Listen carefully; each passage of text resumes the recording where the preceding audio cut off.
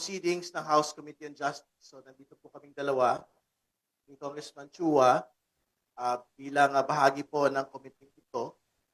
Si Kong Joel po ay Vice Chairperson ng House Committee on Justice. Siya din po yung Chair ng House Committee on Good Government. Ako po yung Chair ng House Committee on Public Accounts.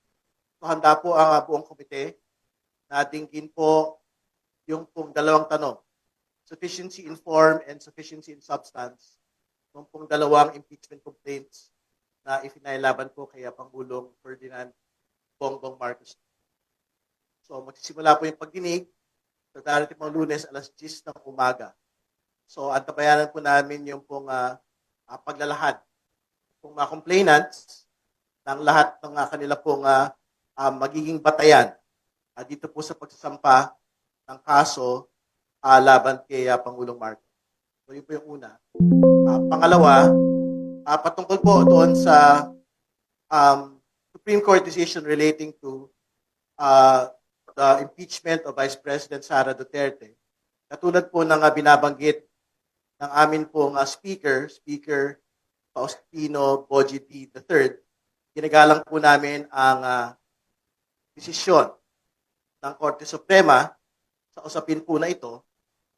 Pero linilinaw din po namin na pagdating po ng February 6, handa po ang Kongreso na tanggapin at tinggin ang lahat po ng mga bagong mga complaints laban kay Vice President Sara Duterte. Mahalaga din po nga maglinaw tayo doon sa ilang bahagi ng desisyon po ng Korte Suprema. Matas po yung Korte Suprema doon po sa restrictive due process requirements po nila sa original decision po nila kung saan require po nila noon na bigyan ng pagkakataon ang mga respondent, impeachable officers na sumagot at magkaroon po ng kopya ng mga ebidensya. Wala na po ito ngayon sa resolution po ng motion for reconsideration.